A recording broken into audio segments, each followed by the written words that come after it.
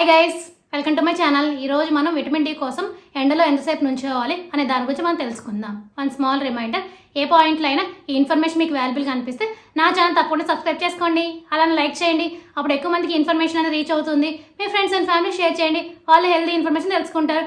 ఇంకా లేట్ మన టాపిక్లో వెళ్ళిపోదాం.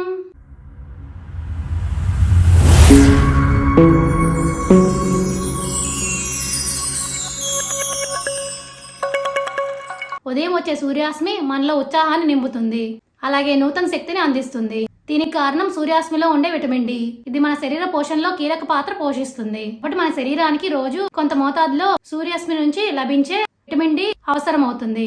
మరి ఈ విటమిన్ డి పొందాలంటే ఎంతసేపు ఎండలో ఉండాలి అనే దాని గురించి తెలుసుకుందాం. సూర్యాస్మి కోసం ఉదయం సాయంత్రపు ఎండ మంచిదని వైద్య నిపుణులు చెప్తున్నారు. ఉదయం లేదా సాయంత్రం రోజు కనీసం 20 నుంచి 30 నిమిషాలు నేరుగా శరీరానికి సూర్యాస్మి తగిలేలా చూసుకోవాలి. ఇలా వారంలో కనీసం 3 నుంచి 4 సార్లు ఎండలో ఉండడం వల్ల మన శరీరానికి అవసరమైన విటమిన్ డి అనేది లభిస్తుంది. ముఖ్యంగా మోచేతులు, ముఖానికి నేరుగా ఎండ అనేది తగలాలి. విటమిన్ డి కోసం ఎండలో ఉన్నప్పుడు ముఖానికి వస్త్రం అనేది కప్పుకోకూడదు. ఒకే చోట ఉండకుండా అటు ఇటు తిరగడం మంచిది. అలానే ఈ సమయంలో ఎలాంటి సన్ స్క్రీన్ లోషన్ రాసుకోకూడదు. అర్థమైంది కదా మీ అందరికీ? రోజు ఎంతసేపు ఎండలో ఉంటే విటమిన్ డి అనేది మన శరీరానికి అందుతుంది అనేది. For more videos please like, share, subscribe my channel. Thank you for watching my video.